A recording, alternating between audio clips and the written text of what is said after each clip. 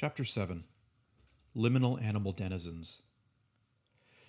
In the previous two chapters, we have described a co-citizenship framework for domesticated animals and a sovereignty framework for animals in the wild. In the popular animation, these two groups of animals more or less exhaust the field. Animals are either domesticated animals selected to live amongst us, or wild animals living out in the wilderness of the forest, sky, and ocean, independent of human activities and designs and avoiding human contact. This domestic/wild dichotomy ignores the vast numbers of wild animals who live amongst us, even in the heart of the city. Squirrels, raccoons, rats, starlings, sparrows, gulls, peregrine falcons, and mice, just to name a few. If we add in suburban animals, such as deer, coyotes, foxes, skunks, and countless others, it becomes clear that we are not dealing with a few anomalous species here, but rather a large variety of non-domesticated species who have adapted to life amongst humans. Wild animals live, and have always lived, amongst us. We call this group liminal animals, to indicate their in-between status, neither wilderness animals nor domesticated animals. Sometimes they live amongst us because humans have encroached on or encircled their traditional habitat, leaving them no choice but to adapt as best they can to human settlement. But in other cases, wild animals actively seek out areas of human settlement, which may offer greater food sources, shelter, and protection from predators as compared with traditional wilderness habitat. As we will see, there are in fact many different routes by which liminal animals come to live amongst us. In one sense, the situation of liminal animals can be seen as a success story. Whereas wilderness animals have been declining in numbers, many liminal animals have been growing in numbers and have proven remarkably successful in adapting to human settlement. However, this doesn't mean that all is well in the relationship between humans and liminal animals, at least from an animal rights perspective.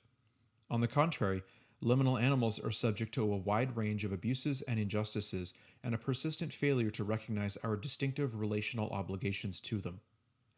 One problem, already noted, is that these animals are invisible in our everyday worldview. Given the way we draw a dichotomy between nature and human civilization, urban space is defined precisely in opposition to what is wild and natural. We therefore do not see liminal animals, at least when thinking and talking about how to design and govern our societies. For example, urban design rarely, if ever, gives any consideration to the impact of human decisions on liminal animals, and urban planners are rarely trained to consider these issues. As a result, liminal animals are often victims of inadvertent harms from our buildings, roads, wires, fences, pollution, rogue pets, and so on.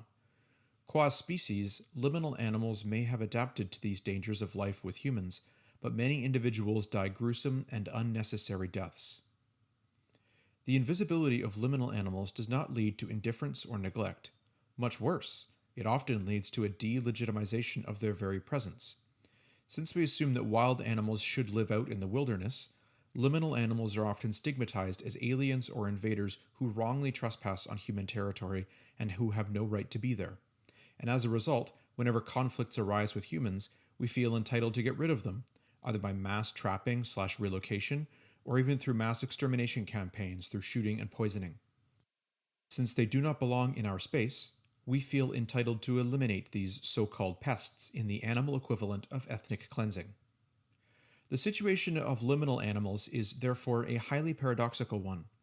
From a broad evolutionary perspective, they have been amongst the most successful of animal species, finding new ways to survive and thrive in a human-dominated world. But from a legal and moral perspective, they are amongst the least recognized or protected animals. Whatever our mistreatment of domesticated animals or of wilderness animals, there is at least a grudging recognition that they have a right to be where they are. But the very idea of liminal animals, of wild animals living amongst us, is seen by many people as illegitimate and as an affront to our conception of human space. As a result, few voices are raised to protect them from our periodic bursts of ethnic cleansing, and few laws provide them with any protection. For an extreme, but sadly typical expression of the incompatibility of animals and urbanity, consider the statement by uber-urbanite Fran Lebowitz, quote, "I do not like animals, of any sort. I don't even like the idea of animals. Animals are no friends of mine. They are not welcome in my house. They occupy no space in my heart. Animals are off my list. I might more accurately state that I do not like animals with two exceptions. The first being in the past tense, at which point I like them just fine, in the form of nice crispy spare ribs or Bass-Weegian penny loafers. The second being outside, as in outside in the woods, or preferably outside in the South American jungle. This is, after all, only fair. I don't go there, so why should they come here? End quote. In our view, the idea that liminal animals do not belong in areas of human settlement is fundamentally flawed. For one thing, it is entirely unrealistic. As we will see, campaigns of mass relocation or extermination are futile. They don't work, and often make things worse. But, more importantly, they are morally untenable. Liminal animals are not aliens or trespassers who belong elsewhere. In most cases, liminal animals have no place else to live. Urban areas are their home and their habitat. We therefore need to find ways of acknowledging their legitimate presence and of coexisting with them. Indeed, a central task of any plausible animal rights theory is to develop guidelines for this coexistence. Yet animal rights theory to date has said virtually nothing about liminal animals. Reflecting the prevalent domestic/wild dichotomy, animal rights theorists have talked about domesticated animals who need to be liberated from humans, and about wild animals who need to be left alone to get along with their lives, but have not talked about liminal animals. Indeed, the very category of liminal animals is difficult to fit into the imaginary of many animal rights theorists, which presupposes a natural geographical separation between the human world and the world of wild animals. According to Francione, for example, one of the problems with domestication is that it violates this natural geographical separation and leads to animals being, quote, stuck in our world where they do not belong, end quote. The implicit assumption is that the appropriate or natural place for animals is out there in the wild, and that the presence of animals within human communities can only be the result of illegitimate human activities of capture, domestication, and breeding. This picture of a natural separation of animals and humans renders liminal animals invisible. Animal rights theorists have not ignored the case of liminal animals entirely. When animal rights theorists say that all animals have an inviolable right to life, and hence that humans cannot kill animals except in self-defense, they often emphasize that this is indeed a universal right that applies to all sentient animals, domesticated, wild, or liminal. But this just reiterates the basic animal rights theory commitment to inviolable basic rights, and does not tell us anything about the distinctive nature of our duties to liminal animals and how they differ from those to wild or domesticated animals. Discussions of this latter question are either non-existent or relegated to a footnote or parenthetical reference. For example, Donaire acknowledges liminal animals in passing and implies that they are an exception to the desired human-animal separation. However, she seems unsure what to say about them beyond the traditional animal rights injunction against direct interference or violation of inviolable rights. Quote, eventually, after emancipation, virtually all non-humans will be free-living and non-domesticated. Free-living non-humans can't be completely isolated from humans. Geese visit our ponds, squirrels enter our backyards, pigeons roost on our buildings. We encounter bears in the forest and crabs on the seashore. Wherever they may be, non-humans need protection against humans. They need legal rights that prevent human interference. End quote. This is a revealing passage that highlights the limitations of traditional animal rights theory. To say that liminal animals, quote, can't be completely isolated from humans, end quote, is a gross understatement, and reveals the theoretical problems for animal rights theory posed by animals who not only choose to live near humans, but seemingly thrive qua species in a human-built environment. And to say that they need, quote, legal rights that prevent human interference, end quote, begs the question. What counts as human interference with pigeons, squirrels, and house sparrows? Is it interference to put up netting to prevent pigeons from roosting in a building, or to seal up a hole through which mice enter a basement? Is it interference to put up hawk silhouettes to prevent songbirds from flying into plate glass windows? Is it interference to let dogs or children chase squirrels in a park? Whatever our obligations towards liminal animals, they cannot be captured by a principle of non-interference. Every time we erect a fence, build a house, or establish a park, we are interfering with the activities of liminal animals, sometimes in ways that benefit them, sometimes in ways that harm them. As we saw in Chapter 6, animal rights theorists have traditionally said that the appropriate response to animals in the wilderness is to let them be, and Donaire clearly hopes that the same principle of non-interference can apply to liminal animals. But the idea makes little sense in the liminal case.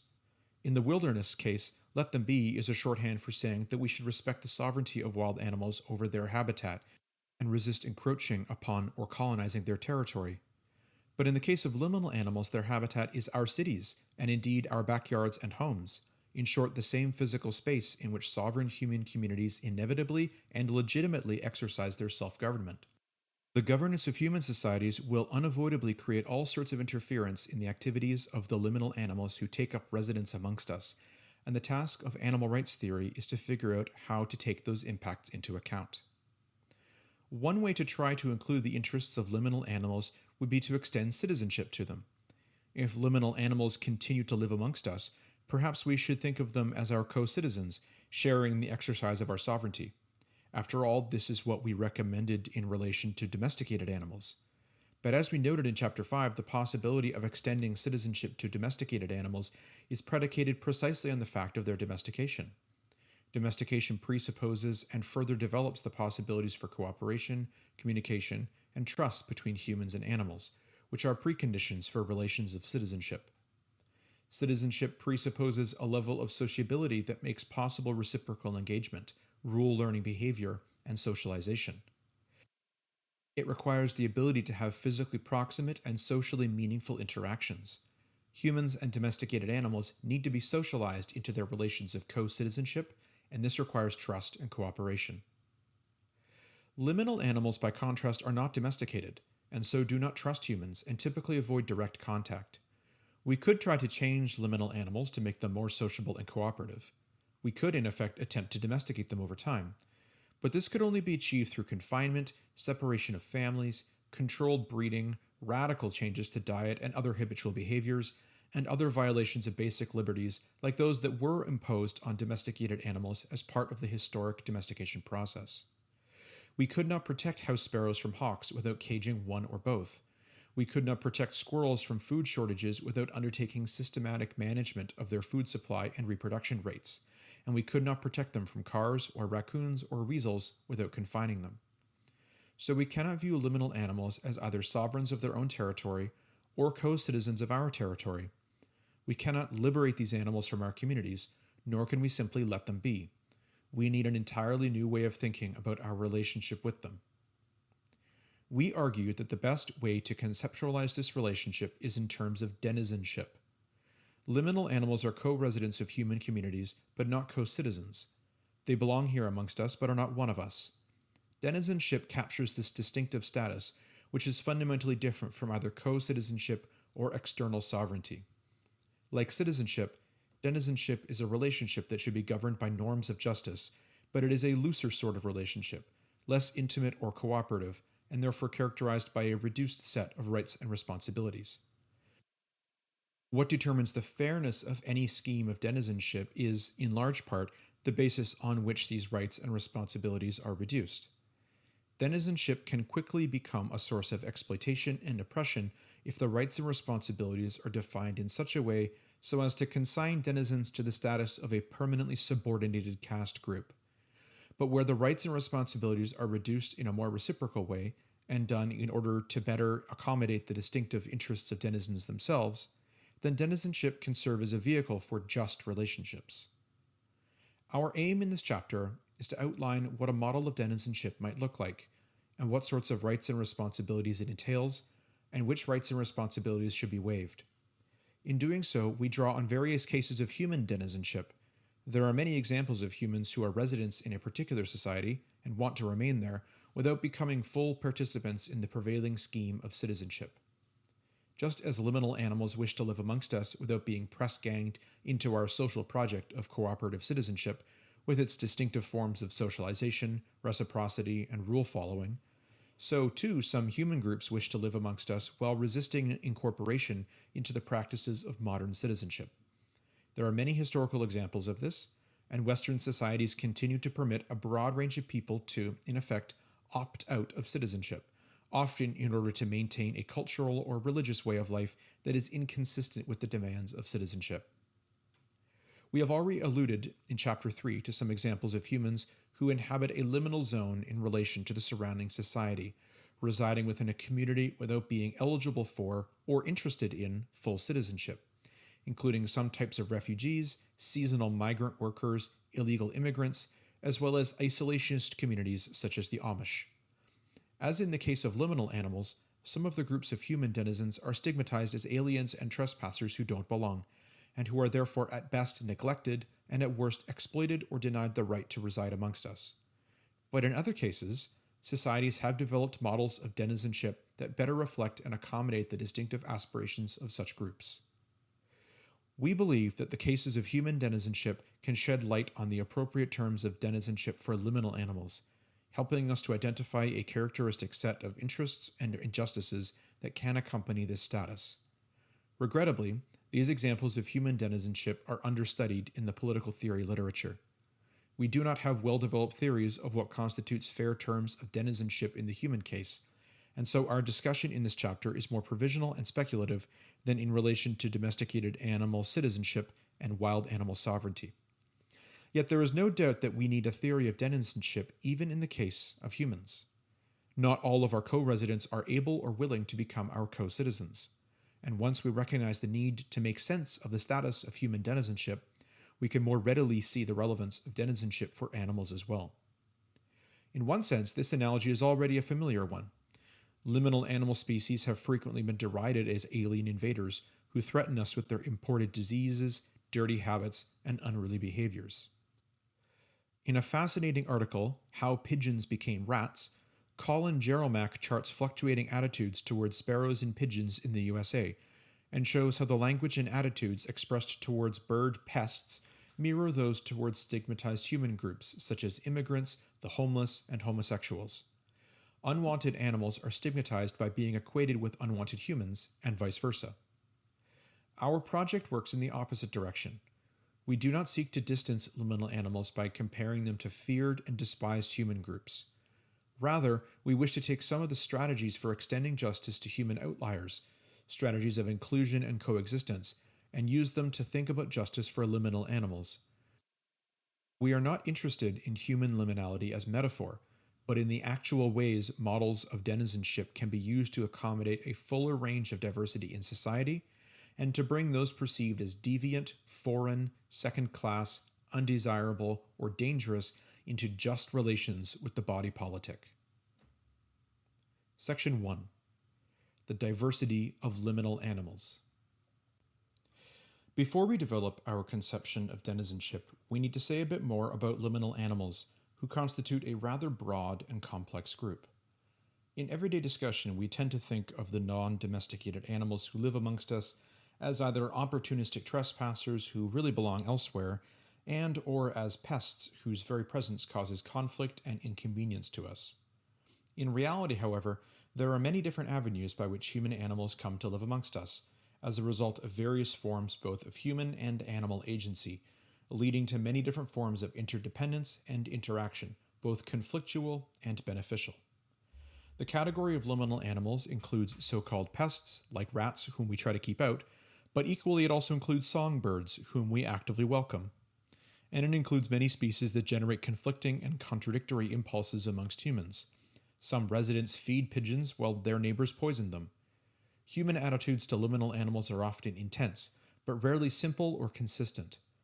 For many people, liminal animals add great beauty and interest to the urban environment, while for others liminal animals contradict their image of cities as oases of human civilization, in which nature is transcended or at least tightly policed. So who are these liminal animals? As noted earlier, we are distinguishing liminal animals from both animals that are truly wild, those who avoid and or are unable to adapt to human settlement, and animals who are domesticated. It is important to emphasize that these are not rigid biological classifications. Members of the same or related species can be found in all three categories. There are truly wild rabbits in the wilderness, for example, as well as liminal rabbits living in urban parks and domesticated rabbits. Moreover, it is possible for animals to move along this continuum. So we have a matrix of human-animal relationships here in which different animals show different and evolving degrees of interdependence, agency, and relationship. Nonetheless, the situation of liminal animals does reflect a distinctive and growing type of human-animal relationship, characterized by a particular type of adaptation by wild, non-domesticated animals to human environments. Liminal animals are those who have adapted to life amongst humans without being under the direct care of humans. We should note that not all wild animals in the urban-suburban context zone are liminal animals, at least as we are using that term. As we discussed in Chapter 6, many truly wild animals spend time in urban and suburban areas. Consider a moose, temporarily disoriented, who wanders out of a wilderness area and has to be rescued from a backyard swimming pool, or an antipodal albatross, thrown drastically off course by a storm, who washes up on the shores of a Lake Ontario community. Countless wild animals follow migratory routes that take them near human-developed areas for periods of time, and many others have had their lands colonized by human development, turning them into internally displaced refugees attempting to survive in small pockets of habitat. These animals do not seek to live in areas of human settlement for opportunistic reasons, and typically do not benefit from this coexistence. Rather, they have been forced into contact by chance or by the relentless pace of human expansion. Typically, they struggle unsuccessfully to survive contact. We argued in Chapter 6 that they should be viewed as citizens of sovereign wild animal territory, towards whom humans have nation-to-nation duties, such as 1. Respect for territorial boundaries, for example, an end to invasion and colonization; 2. Limitation of spillover costs, for example, trans-border pollution or road deaths; 3. Shared sovereignty of key international corridors, for example, migratory routes; 4. Respect for the basic rights of visitors; and 5. Extension of assistance to refugees. In other words, our duty is to enable them to exist as wild animal communities while limiting the negative costs of their inevitable contacts with us. Our focus in this chapter, however, is not with truly wild animals who temporarily enter into contact with humans, but rather with liminal animals who reside amongst us. A distinguishing feature of liminal animals is that in evolutionary terms, they have been able to survive, and in many cases flourish, by exploiting the opportunities of living near humans for shelter and food, safety from predators, or simply because we've colonized the best water sources and microclimates. Liminal animals are those who are drawn to or adapt to human settlement, rather than avoiding or fleeing it or being destroyed by it, and this results in forms of dependency and vulnerability that distinguish them both from domesticated animals and truly wild animals. Recall that wild animals are highly vulnerable to human activity in terms of direct harms, inadvertent harms, and habitat loss. If humans were to disappear from the face of the earth tomorrow, this would be overwhelmingly good news for most wild animals, greatly reducing the threats to their existence. For example, a study of British mammals, including both wild and liminal species, found that predation, competition, and other non-human factors have little impact on wild animal populations compared with human-generated risks such as climate change, habitat destruction, deliberate killing, pollution and pesticides, or road deaths. This study looked at the overall population trends, not individual mortality, but many of the human-generated risks obviously involve direct harm to individuals, and the number of individuals harmed must be very high indeed if the mortality rate poses a significant risk to the overall species population. For most wild animals, life in the wild is safer than life in proximity to humans. For most domesticated animals, the options of a life independent of humans are severely limited. Over time, under hospitable conditions, many domesticated species, qua species, could readapt to independent life, but if humans were to disappear overnight, the consequences for most domesticated animal individuals will be catastrophic. They are pervasively and specifically dependent on humans to feed, protect, and shelter them, and to address medical conditions arising from the process of domestication. Without humans, many would quickly succumb to starvation, exposure, predation, or disease. Liminal animals occupy a different niche with respect to human communities. By definition, they have adapted to changes in the environment due to human activity, and in this sense they need or at least benefit from humans. But while liminal animals are dependent on human settlement and the resources it offers them, this dependency tends to be non-specific. Unlike domesticated animals, they don't rely on specific human individuals to care for them. Rather, their dependency is more generalized, a reliance on human settlement writ large. Within that context, they typically fend for themselves, living independently of individual humans, with some exceptions to be discussed. On the other hand, their proximity to humans and the inevitable conflicts over space and resources makes them frequent targets of killing and other violent control operations, as well as victims of inadvertent harms. Thus, if humans were to disappear overnight, the consequences for liminal animals would be highly variable. Some would move on to greener pastures, Some would live off the embers of human society, gradually adapting to new ecological realities. Some will be extinguished with us. In order to better understand these patterns of residency, adaptation, and dependence, and why denizenship is an appropriate response to them, it is useful to distinguish amongst different types of liminal animals. Liminal animals include opportunists, highly adaptive and mobile animals attracted to the opportunities of city life, like coyotes or Canada geese; niche specialists who are much less flexible in their dependency on particular forms of human activity; feral domesticated animals and their descendants; and escaped and introduced exotic species. In each case, we argue these groups of animals must be seen as belonging here, rather than as aliens who somehow belong out there, and so programs of deportation are typically unjust and indeed futile. But nor is co-citizenship a meaningful option, since it presupposes capacities for trust and cooperation that only emerge through processes of domestication, and to impose these processes on liminal animals would be unjust and likely futile. What we need, therefore, are new ways of conceptualizing our relationship to liminal animals based on denizenship. Opportunists. Opportunistic animals are highly adaptive species who have learned to survive and indeed thrive in human-built environments, greatly expanding their range and numbers in the process. They exist as wild animal populations, but also as urban populations.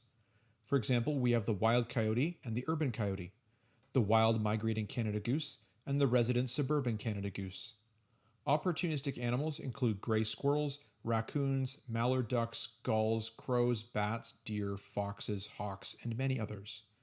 By their nature, these animals tend to be adaptive generalists, able to move into new niches that arise, altering their diet, forms of shelter, or nesting practices as circumstances change. A mallard duck does not need to build her nest in a reedy wetland.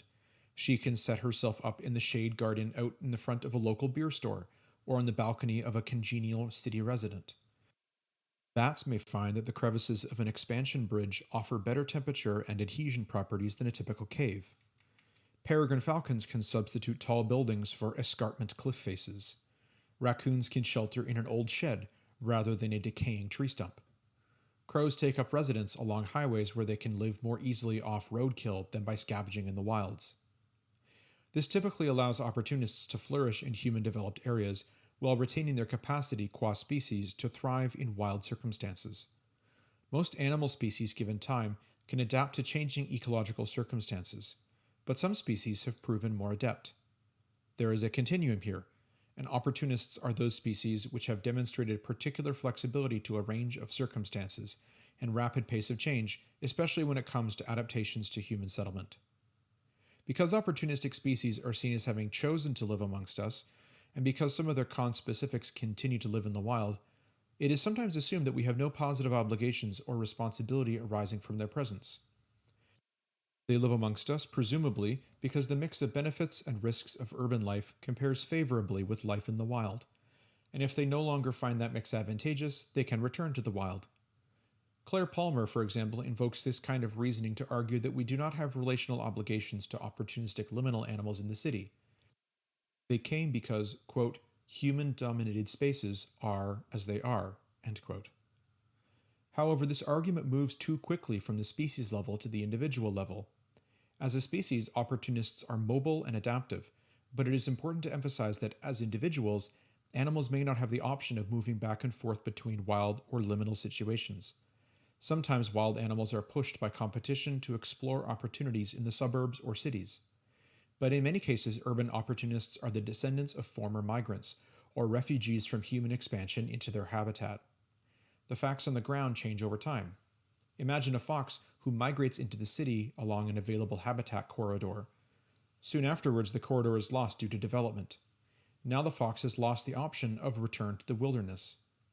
Many liminal animals end up inhabiting urban or suburban islands of this sort, their options cut off by physical barriers or by conspecific population pressures from adjoining territories. And the descendants of the fox migrant face the same limitations on movement. Thus, we must keep in mind the difference between options at the species level and options for individuals. At the individual level, it often makes sense to view opportunists as permanent members of our communities without a viable option for return to the wild. we cannot assume that just because there are viable groups of geese or coyotes in the wild, therefore the particular individual geese or coyotes living amongst us could survive relocation. Opportunists tend to be dependent on humans in the non-specific sense. They live off of human settlement, but do not typically rely on a relationship with specific humans and can often adapt to changes in human activities. When one householder decides to store her garbage properly, or to stop leaving pet food bowls on the porch, or to fit the chimney with a wire mesh, there's always another householder up the street who is a little sloppier in habit. Or there's the local dumpster, open air market, restaurant back alley, street litter, hot air vent, abandoned building, garden shed, and countless other opportunities for those who have an omnivorous diet and are not fussy about their shelter requirements. Many opportunists are viewed as nuisance species, for example resident geese, or potential threats, for example coyotes, and are the targets of lethal campaigns to limit their numbers. And as we discussed below, there can be legitimate non-lethal efforts undertaken to discourage or to prevent new members of these species from taking up residence amongst us. But many, if not most, opportunist liminal animals belong here. They are the descendants of the original opportunist who moved from the wild to the city and or have lost the option of return to the wild due to changes in habitat or demography. This is now the only home they have. Within the larger category of opportunists, it is worth mentioning a subgroup of synanthropic species. Unlike other opportunists, synanthropic animals are almost exclusively identified with human settlement. Examples include European starlings, house sparrows, house mice, and Norway rats, amongst others. Unlike other opportunists, it's not obvious that synanthropics can thrive outside the context of human settlement. Whereas we can readily identify both wild and liminal populations of foxes or white-tailed deer, this is not the case with house sparrows or Norway rats. What the two groups share, however, is a high degree of flexibility. Sparrows can thrive on a varied diet. Rodents can nest in decaying leaf matter, but can do just as well with building insulation or old wool blankets. As with other opportunists, synanthropics live amongst us regardless of whether we invite them, actively support them, or want them as part of the community. Many humans see very few benefits to the presence of these animals and have subjected them to rigorous campaigns of suppression and control. Yet even more than for other opportunists, we must accept that they belong here amongst us. They have no wilderness option, and deportation almost certainly results in death. Niche specialists. So far, we have been considering species that tend to be mobile and flexible, able to adapt and flourish in an astonishing diversity of contexts. Niche specialists are much less flexible and much more vulnerable to changes in their environment. They have adapted to long-standing forms of human activity and are inflexibly dependent on humans to maintain this role. For example, in regions where traditional agricultural practices have been stable for many generations, some species have adapted to the specific ecological niches created by these practices.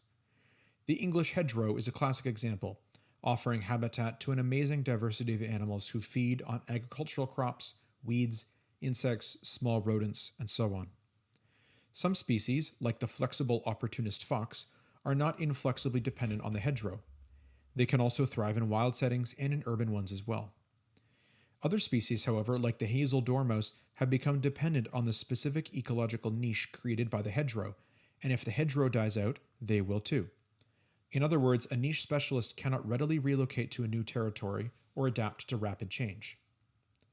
The corncrake is another striking example of a niche specialist. These birds thrived with the expansion of traditional agricultural practices in the UK. Then, as Kathleen Jamie describes, quote, "The Grim Reaper came for the corncrake in the form of the mechanized mower. In the days of the scythe, when hay was long and cut later in the year, then heaped up on slow-moving wains, the corncrake had long grasses to hide and breed in. The chicks would be fledging before the meadow was mown, and had plenty of time to escape the swinging blade. With mechanization, however, and a shift toward earlier cutting for silage, corncrakes, eggs, fledglings and all have been slaughtered wholesale." End quote. The corncrake is near extinction, surviving only in a few fields in the Hebrides that are too small for mechanized mowing. In general, the rapid transition from traditional farming practices to mechanized monocropping has been devastating for a wide variety of niche specialists. Their habitat isn't wilderness habitat unaltered by human activity, but it is vital habitat nonetheless. and human alterations to this habitat are as devastating for animals as incursions to pristine wildernesses. The devastating effects of rapid change on niche specialists raise concerns at both the species and individual level. Rapid change in their environment leads not only to suppressed population growth and resulting possibility of extinction and loss of diversity, but also to the suffering of individuals. If a hedgerow is ripped out, the hazel dormouse there has nowhere to go and will probably perish. If mechanized mowers are introduced to fields where corncrakes are nesting, the birds will be killed. Niche specialists are vulnerable to change, and especially to a rapid pace of change in their human-constructed environments. Unlike highly adaptive and invasive species, they are rarely the target of deliberate human campaigns for eradication. However, they are particularly vulnerable to inadvertent harms and human negligence regarding their vulnerability in liminal ecosystems. Most of the time, we are completely unaware of the impact on these animals, for better or for worse, of changes in human activity. Introduced exotics. Classic examples of introduced exotics include captive animals from zoos or exotic pets that are released or escape, as well as deliberately released species such as rabbits and cane toads in Australia, pythons in the Florida Everglades, carp in the Mississippi, or brown snakes in Guam. Some of these released species function as wild animals, but others gravitate to human-altered environments, cropland and suburbs, where they thrive as naturalized liminal species.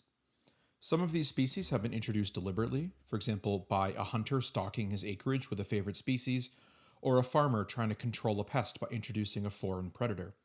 Others through carelessness, during transportation, or when an exotic pet owner tires of their charge, or as a byproduct of human mobility and mass transportation. They are often seen as environmental nightmares, but the effects of released exotics are in fact quite diverse. For example, the red-masked parakeets of San Francisco, descended from wild birds captured in Ecuador and Peru, have adapted to life in their new location without any apparent negative impact on the local ecosystem.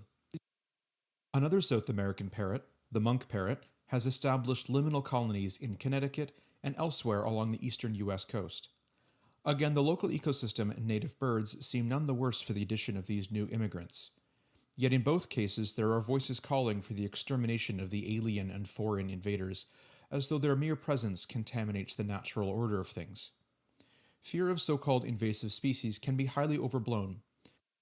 After all, ecological change, including change from in-migration of new species, is part of ecological vitality, and it's important to be able to distinguish change that is beneficial or neutral from change that has a genuinely destructive and irreversible impact on species diversity or ecosystem vitality. In some cases, an introduced species might outcompete and suppress the population of a closely related native species, but without undermining the ecosystem more generally. This seems to be the case with the American gray squirrel, which tends to displace the red squirrel after introduction, but doesn't have a drastic impact on general ecosystem vitality or biodiversity. The grays are more adaptable and more disease-resistant than the red squirrels, and thus gradually suppress red squirrel populations. Violent campaigns of poisoning and shooting have been launched to eradicate the gray squirrel, especially in the UK, where there is a sentimental attachment to the disappearing red squirrel, due in part to Squirrel Nutkin of Beatrix Potter fame. As many critics have noted, these extermination campaigns often rely on myths about the interlopers attacking native red squirrels or infecting them with disease, or being destructive to native flora and fauna. Biologists have begun to question some of the hysteria regarding invasive species, arguing that many introductions have a benign effect, or even a positive impact on diversity of the gene pool when they interbreed with closely related species. Indeed, as scientists learn more about how to predict the behavior of species introduced to new environments, some biologists advocate deliberate introductions as a way to save species that will be marooned by climate change. The history of catastrophic introductions, especially of predators, should make us cautious about the deliberate introduction of species, especially given the scope and pace of such introductions in the modern world. When an animal is introduced to a new environment in which it has no predators, and native animals are not adapted to it, there is a grave potential for the introduced exotic to flourish to an extent that threatens ecological vitality. For example, the cane toad has adapted to Australian environments ranging from mangrove swamps to coastal sand dunes to agricultural regions, and is blamed for reducing biodiversity in all of these regions.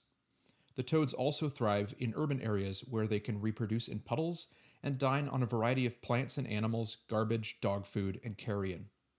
Even in the case of cane toads, however, it should be noted that over time, ecosystems tend to restabilize as native species learn how to prey on the toads without being poisoned. So we certainly do not advocate the deliberate introduction of exotics. On the contrary, humans violate the basic rights of these animals when they first capture and transport them to a new environment, and either keep them captive or release them into a radically new environment. Moreover, we violate the rights of sovereign animals in the release zone if an introduced species is a predator against whom they have no protection. And so we should, wherever possible, seek to prohibit the transportation and introduction of exotics. But here again, we cannot hope to eliminate this problem entirely. For one thing, it's important to note that not all introductions are deliberate. Some occur because of inadvertent human activity and through the agency of animal stowaways. And once an introduction occurs, extermination campaigns are not an acceptable response. We need to find alternative ways of addressing the challenges that arise to both humans and to native species from these adaptive exotics. Feral animals. We use the term feral to refer to domesticated animals and their descendants who have escaped direct human control. Escaped or abandoned cats and dogs come readily to mind, but there are also large populations of feral farm animals, especially in Australia, where feral populations, including pigs, horses, cattle, goats, buffalo, and camels, number in the millions. First-generation ferals are almost invariable direct victims of human injustice. Either their humans have abandoned them or treated them so badly that the animals have run away. Many feral animals, especially in less temperate zones, are unable to survive on their own, and one can imagine many horrible ends from exposure, starvation, disease, predation, accident, capture and vivisection by scientists, or capture and euthanization by animal control officers. At first glance, one might look at this grim situation and think that justice requires returning feral animals to their original state of domestication, and hence, in our view, domestic co-citizenship. This is likely the right answer for many feral animals, especially for recent escapees or abandonees, and those individuals who are physiologically or psychologically unfit for survival. However, we should not assume that this is the case for all feral animals. If a feral population has become established and the animals have started to adapt to their new circumstances, then they have effectively become a liminal species. It may not be in their interest to return to a closer relationship with humans or to accept the trade-offs of citizenship in mixed human-animal society. Some of these animals have truly become rewilded, such as the descendants of farm animals living in Australia's northern territories, remote from human settlement. Other feral domestics, like pigeons, function very much like non-domesticated synanthropics, thriving exclusively in symbiosis with human settlement. Pigeons are adaptive generalists, able to thrive on a range of seeds, insects, and scavengings, and able to roost on building ledges instead of the rock faces favored by their non-domesticated rock dove cousins. In general, pigeons are dependent on humans in a relatively flexible and non-specific sense. However, this may not always be the case.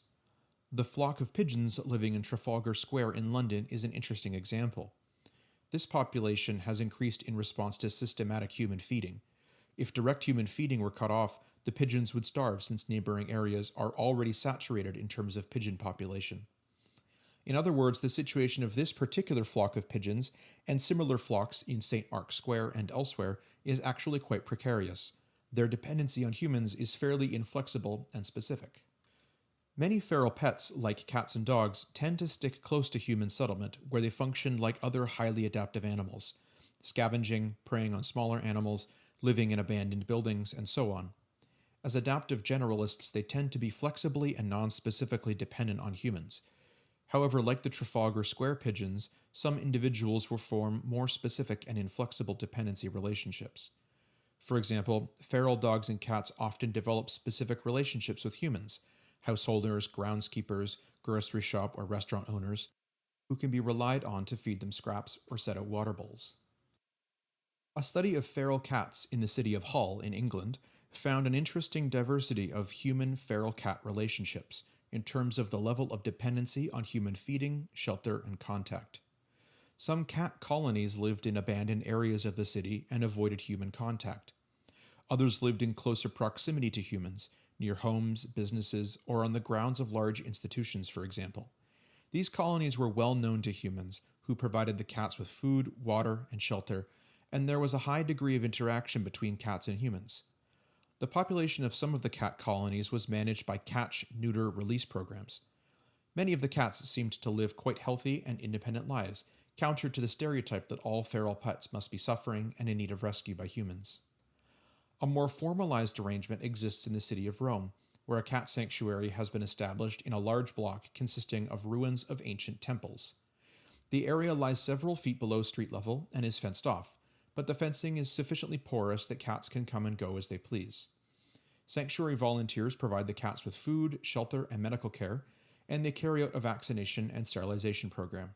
Visitors are welcome to hang out with the cats, and adoptions are sometimes arranged. The feral chickens of Key West, Florida offer another interesting case. These are the descendants of escaped and abandoned chickens once kept by Key West residents for eggs, meat, and cockfighting. They seem to thrive as a feral population, with the occasional assistance from humans, who keep an eye out for sick and injured animals. They are credited with keeping down the scorpion population and other pesky bugs, and add a unique and colorful dimension to Key West life.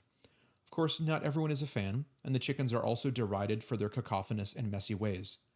Over the years, attempts have been made to eradicate the chickens, but for now they have a protected status in the city, and residents continue to negotiate strategies for peaceful coexistence.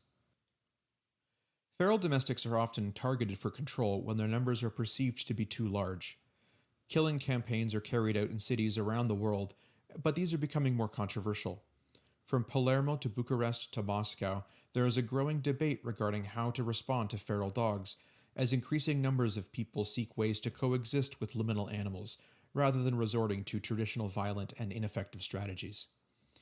In addition to being targeted as pests, feral animals are often derided for the same reason exotic species are. That is, they are perceived as ecological aliens, whose mere presence contaminates natural ecosystems, especially when they disperse beyond urban boundaries and into the countryside beyond. And as in the case of exotics, this perception is often highly exaggerated. The impact of feral animals on the ecosystem varies enormously from case to case. Finally, as former or descendants of domestic animal citizens, feral animals may provide a unique window for understanding domesticated animals and a possible future relationship between humans and domesticated animals, in which animals exercise greater agency and independence in establishing the terms of their relationship with us. Section 2. The need for a denizenship model. In sum, liminal animals come to live amongst us for a variety of different reasons, and display a wide range of interactions with the larger human society. Although these various groups of liminal animals differ in important ways, they typically share two key characteristics. One, there is no other place where they, qua individuals, can belong, and so we cannot legitimately exclude them, and yet, they are not eligible or appropriate for a co-citizenship model. Under these conditions, we need a new model of human-animal relations, one that provides security of residence to liminal animals while exempting them from the requirements of co-citizenship. We believe that the idea of denizenship captures this goal. To be sure, there are some potential exceptions to both of these generalizations. Not all liminal animals need to be accepted as belonging here. In the case of highly mobile opportunists, we have a prima facie right to regulate immigration. After all, as we discussed below, we do this in the human case as well. Under conditions of reasonable justice between states, countries have a prima facie right to regulate human in-migration. A citizen of Canada might have a strong desire to emigrate and become a citizen of Sweden, but Sweden has the right to regulate this process in accordance with international law and agreements, and ultimately to say yes or no. The Canadian is neither stateless, nor the victim of international injustice, nor is she a refugee. She does not have an unrestricted right to mobility which allows her to choose her country of citizenship. Where liminal animals in the wild have the option of staying there, then they, like the Canadian citizen, may neither be stateless, refugee, nor victim of international injustice. If so, then human communities do not have an obligation to create incentives to attract such liminal animals, to remove barriers to their free entry, or to welcome them as permanent denizens. On the contrary, human communities may erect barriers and create disincentives in order to limit the population of incoming liminal animals. For example, we can dramatically increase the monitoring of international travel and shipping to prevent stowaways. We can use physical barriers to discourage in-migration from wild areas that brush up against highly populated human centers. We can reduce incentives that attract migrating animals to human communities. For example, we can stop creating expansive lawns of Kentucky bluegrass next to ponds, a microenvironment which is irresistible to the Canada goose. Or we can use active disincentives, noise blasters, off-leash dog parks, to discourage liminal migrants from landing or settling. However, as in the human case, this general presumption in favor of the right of human communities to use barriers and disincentives to discourage in-migration is subject to various provisos. First of all, control measures must respect the inviolable rights of all individuals. We cannot shoot the human or animal migrants attempting to enter our territory. Moreover, once liminal animals take up residence in human communities, i.e., if they have succeeded in evading border controls, the calculus starts to change. There may be cases in which an animal recently migrating from the wilds can safely be deported back to the wild. For most animals, though, once they have made the move into the new environment, there is no turning back. As we noted earlier, the fact that opportunist species or introduced exotics thrive as wild populations does not mean that individuals have the option of return to the wild. Over time, opportunistic animals become embedded in the community, and the cost of uprooting them, for example by trapping and relocating to the wild, is likely to be severe. For example, the separation of families and release in an unknown and hostile environment. Many trapped and released animals die because they are unequipped to deal with predators or conspecific competitors, because they are separated from their kin support networks, or because they are unable to find food and shelter in an unfamiliar setting. For the most part, then, we should recognize that even in the case of mobile and adaptive opportunists, liminal animals are not aliens, but rather belong here. Once they are here and established, we must accept the legitimacy of their presence and adopt an approach of coexistence rather than exclusion. But if we recognize liminals as permanent residents of our communities, then should we not offer them co-citizenship like domesticated animals?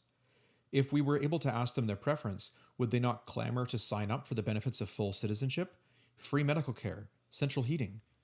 What is the justification for offering them only the status of denizens? As we have seen, co-citizenship may indeed be feasible for some feral animals who belong to species that have been bred for domestication. But for most liminal animals, co-citizenship is neither feasible nor desirable.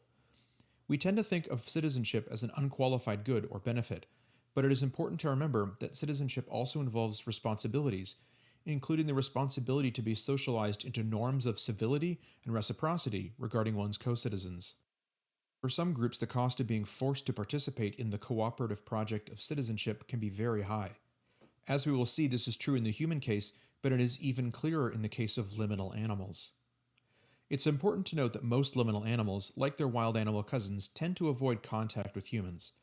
This is less true of feral domestics, although over time, as feral colonies become established, they too tend to practice human avoidance, no doubt a painfully learned response to the dangers of human contact. Individual liminal animals can be tamed, but in general, squirrels, coyotes, crows, and other liminal animals display caution or avoidance behavior. They tolerate us, because we are one of the costs of living in a human environment with its attendant opportunities, but they do not seek our company or our cooperation. Put another way, liminal animals benefit from human environments, but not from human contact per se, although there are certainly individual exceptions to this general rule. They do not have the sociability with humans that characterizes domesticated animals. Therefore, we cannot typically engage with them in the same sort of process of reciprocal engagement, rule-learning behavior, and socialization that is possible with pigs or cats. We could try to change these liminal animals to become more sociable and cooperative. That is, we could attempt to domesticate them. But as we noted earlier, this could only be achieved through significant confinement, separation of families, controlled breeding, and other violations of basic liberties, like those that were imposed on domesticated animals as part of their historic domestication process. Liminal animals live amongst us, but because they are not domesticated, they retain their own self-regulating mechanisms of social organization, reproduction, and raising of their young. Bringing them into conformity with the rights and responsibilities of standard citizenship would require replacing these self-regulating mechanisms with human management, leading to a drastic curtailment of their liberties and autonomy, confinement and control over diet, mating, association, and other habitual behaviors. This is not to say that we have no positive obligations to protect and promote the well-being of liminal animals. On the contrary, as we discussed below, any defensible model of denizenship will include such obligations. But we cannot extend the full protections of citizenship without intervening systematically and coercively in all areas of their lives, jeopardizing other important interests. On balance, then, we would argue that liminal animals are better off with a form of denizenship status, which releases them from some of the obligations of citizenship, while at the same time releasing humans from some of the obligations of comprehensive positive duties towards these liminal animals. This is obviously a judgment call.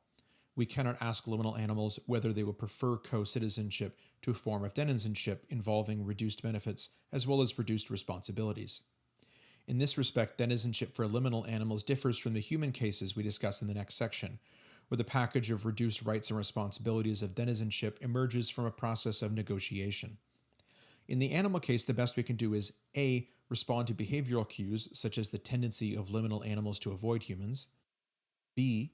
Imagine what the trade-offs of regular citizenship would mean for these animals, and whether they would be in their interests. For example, getting safety and food at the cost of severe restrictions on movement, food choices, and reproductive freedom. And C. Respect the basic competence of liminal opportunists to negotiate many of the risks of their environment, a competence which would be undermined by human management of these risks on their behalf.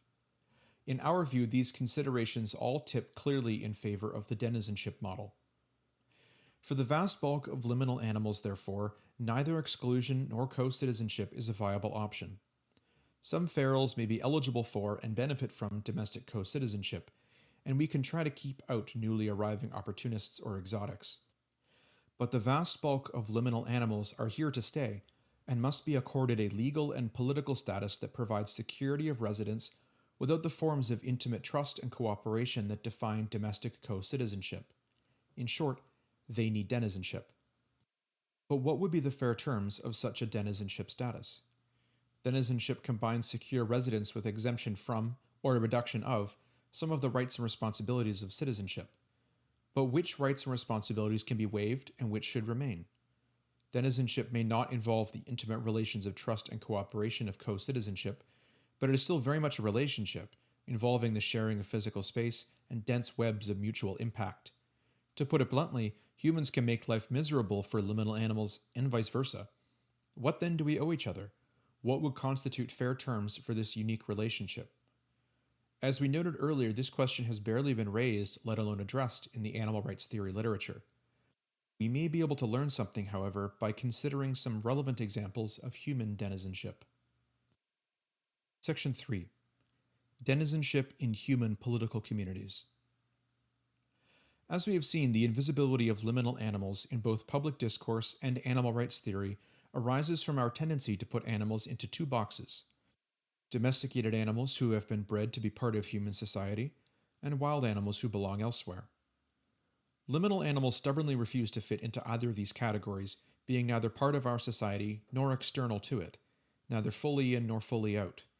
Denizenship is a response to this complexity. We can see a similar dynamic at work in the human case. Here too we have a tendency to put humans into two boxes.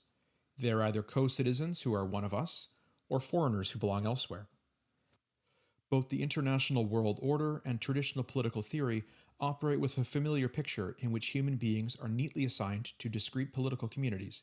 Everyone in the world would, ideally, be a member of one and only one political community. This is reflected in international conventions that, on the one hand, insist that no one should be stateless, and on the other hand, insist that dual citizenship should be discouraged. As James Scott has shown, modern states like their populations to be legible, everyone in their place and a place for everyone. In this imagined world, people within the boundaries of a state would all be full citizens of the state, and all others would be firmly excluded, kept safely within the boundaries of whatever state they, quote, really belonged to. Yet like liminal animals, human beings have stubbornly refused to fit into these standardized state-designed categories. There have always been and will always be some individuals residing within the territory of a state who wish to stay there, but who are ill-adapted to or uninterested in full citizenship. They wish to live amongst us without becoming one of us, and without taking part fully in our schemes of cooperative citizenship. In response to such cases, various forms of denizenship have been designed. Denizens enjoy the rights of residence with looser connection to the surrounding society. They are ineligible for some of the standard rights of citizenship and reciprocally absolved from some of its standard responsibilities. We consider two kinds of denizenship that have emerged with contemporary states. One is opt-out denizenship, and two is migrant denizenship. Opt-out denizenship. One category of denizenship derives from the inclination of some individuals or groups to disengage from aspects of full citizenship. Modern democratic states are based on a certain social ethos of participation, cooperation, and affiliation. Government is by and for the people, who are conceived as engaging in a cooperative social project. Inevitably, some individuals and groups cannot or will not assent to this project and wish to opt out of it. They may, for example, resist assuming some of the standard responsibilities of citizenship, perhaps because they view these responsibilities as conflicting with the demands of their conscience or their religion. If so, they may seek to negotiate their own form of opt-out status, in which they seek exemptions from both the rights and responsibilities of denizenship. One well-known example is the Amish in the United States, a very traditionalist and isolationist ethno-religious sect that seeks to minimize contact with the larger society and with state institutions, which they view as worldly and corrupt. As a result, the Amish resist calls to fulfill the responsibilities of citizenship. They do not wish to serve on juries or in the military. They do not wish to contribute to public pension schemes and do not want their children educated into the practices and ethos of modern citizenship. But in return, they also waive many of the rights of citizenship. They do not vote or run for public office, or use public courts to resolve their own internal disputes, or take advantage of public welfare or pension schemes. Jeff Spinner refers to the Amish as exercising a form of partial citizenship, but as he himself notes, it is precisely the idea of citizenship that the Amish are trying to opt out of. The status of citizen, with its attendant virtues, practices, and forms of socialization, is not part of their way of life.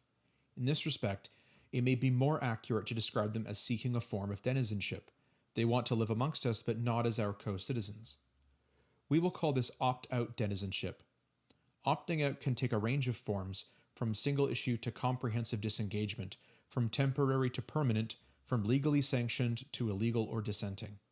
For example, in the case of pacifist conscientious objectors, disengagement applies to one aspect of citizenship, the duty to defend one's country by force if necessary, without rejecting the status of citizenship more generally.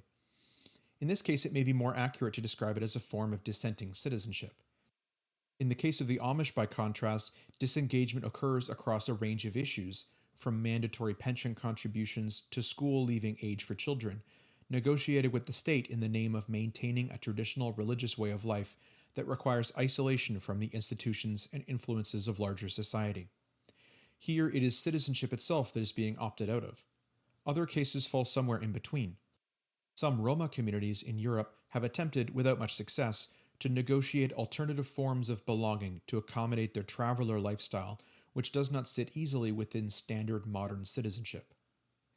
Some individuals opt out of citizenship by flouting certain laws or rejecting citizenship responsibilities in the area of political and economic participation, by refusing to vote, or by participating in an underground economy, or by becoming a hermit or living rough.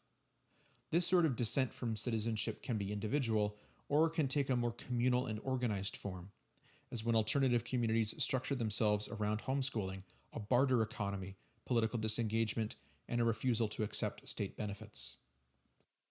In short, for a variety of ideological, religious, or cultural reasons, some people are simply unwilling or unable to participate in the social project of modern state citizenship, with its complexities, demands, pace of change, or moral compromises, and would prefer to opt out and negotiate instead in some alternative form of denizenship. Can a healthy democratic community accommodate this desire without risking injustice or instability? What would be the fair terms of such an opt-out denizenship? As we noted earlier, the fairness of any denizenship status depends on reciprocity in rights and responsibilities. The more individuals or groups seek exemption from the responsibilities of citizenship, the more they should be willing to forego some of its rights. If individuals or groups seek exemption from certain citizenship responsibilities, reciprocity can be maintained by a comparable reduction in benefits or the provision of alternative community service. For example, conscientious objectors might be obliged to perform development work in lieu of military participation. Communities that negotiate tax exemptions might need to accept a corresponding reduction of benefits. Groups that do not want their members socialized into the ethos of public deliberation should not expect to be able to shape that deliberation. Such reciprocally weakened forms of affiliation do not seem inherently unfair or unreasonable to us, although not all claims for denizenship are equally compelling, and there is likely to be considerable discretion in how these terms of denizenship are negotiated. On the one hand, there may be a stronger case for accommodating opt-out denizenship in cases where the claimants can make a compelling case that disengagement is a matter of conscience, and not just preference or cultural practice, and hence required by freedom of conscience. On the other hand, all forms of opt-out denizenship involve elements of free riding. Those who disengage from the social project of modern state citizenship nonetheless depend on the existence of that social project. The Amish would be unable to maintain their traditional way of life in Pennsylvania or Wisconsin if the United States did not protect their basic legal rights and property rights from violations by other local neighbors or foreign countries. Those who opt out are, in this sense, free riding on the framework of law and political stability to which they do not fully contribute. How we evaluate these competing considerations is likely to depend on a number of factors, including A. Numbers, B. Exit options, and C. Vulnerability of individual members. In respect to numbers, Spinner argues that while democratic societies can safely afford a few free riders, they may need to be more restrictive if the number of such groups continually grows, threatening the ability of the larger society to provide the political framework within which opt-out alternatives are possible. Whether we feel obliged to accommodate opt-out denizenship may also depend on the availability of alternatives for the group.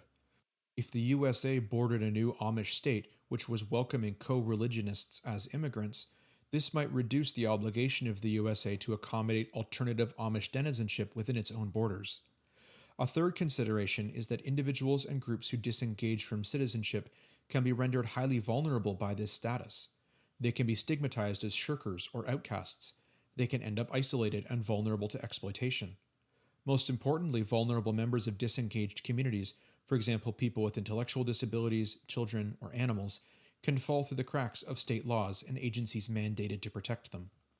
The state may allow competent adults voluntarily to run the risks associated with disengaged denizenship, but it retains a responsibility to ensure that the basic rights of vulnerable members of such groups are protected. Competent adults may be free to waive their own citizenship rights and responsibilities, but they cannot unilaterally waive the rights of children, people with intellectual disabilities, or domesticated animals. It is not easy to determine how to weigh these various factors. States have proven surprisingly willing to negotiate various forms of opt-out denizenship, but in a very contingent and uneven fashion and with unresolved challenges. Opt-out denizenship may be an attractive option for accommodating individuals and groups who are not a good fit for modern, market-oriented, individualist, liberal democratic societies. The challenge of this form of denizenship is to figure out how to accommodate it without creating unfair burdens, violating individual rights, and generating intolerance. Migrant denizenship. A second form of denizenship is tied to migration across international borders. In this case, migrants may have no religious or cultural objection to the ethos of modern citizenship per se, but they may not want to enact their citizenship in their current country of residence. They may continue to see themselves as participants in the citizenship projects of their country of origin, even when they live abroad for extended periods, and so may seek only denizenship rather than citizenship elsewhere. Where this is the case, we can talk about migrant denizenship. It is important to emphasize that we are talking about a very specific type of case here. Not all forms of international travel lead to denizenship.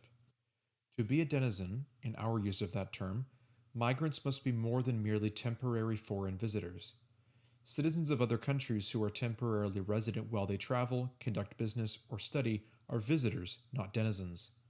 But denizens are also different from traditional immigrants who have been recruited with the expectation and the promise of full citizenship. Denizens fall in between these two groups. They are long-term residents, but not citizens. The contemporary world is full of such migrant denizens. Some are illegal migrants who have crossed unauthorized into foreign territory in search of work. Others are state-sanctioned migrant workers, invited by the state on a seasonal or semi-permanent basis to take up certain kinds of employment without the expectation that this will lead to citizenship. These migrant workers are expected to return to the foreign country where they hold citizenship, either at the end of each season or upon retirement. In some countries, like the United Arab Emirates, Kuwait, and Saudi Arabia, Migrant workers form the backbone of the economy. In other regions, like Europe and North America, migrant workers tend to fill smaller niches in the labor market considered undesirable by native citizens, for example, picking fruits and vegetables, working in slaughterhouses, doing cleaning, and other domestic work. For example, workers from Mexico travel to Canada to pick fruit or harvest vegetables, returning in the late autumn to their families and communities in Mexico, where they hold full citizenship. Women from the Caribbean and the Philippines often spend years in Canada working as semi-skilled child or elder caregivers before returning home. In some of these cases, the fact that long-term migrants remain denizens rather than citizens is an injustice. For all intents and purposes, the country of residence is where the migrants now belong. It is where they have built a home and a family, and where their lives have taken root. In such cases, migrants are likely to seek full citizenship, and justice requires that it be offered to them.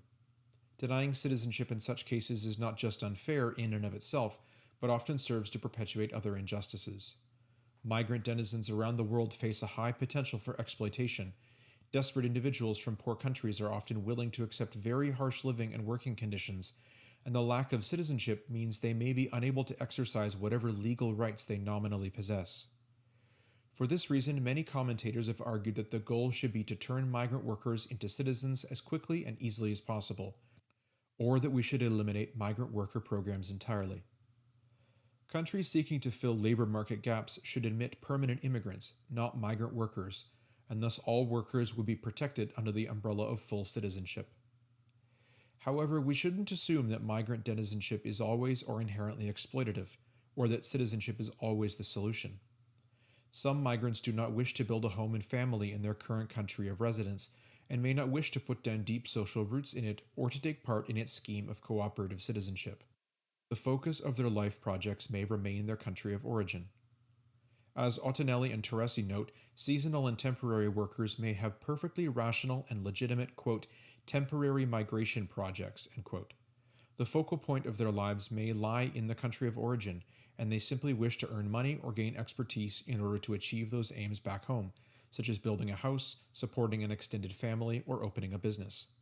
They do not wish to settle permanently, uproot their families, or abandon their old lives. On the contrary, they want to engage in migrant work in order to achieve goals tied up with their lives and families back home. Or in the case of traveling youth, they may simply want to experience extended travel and life abroad before settling down, and may seek to work abroad to fund their travel. In these cases, migrant workers are not likely to be interested in policies designed to integrate them more quickly into state projects of citizenship.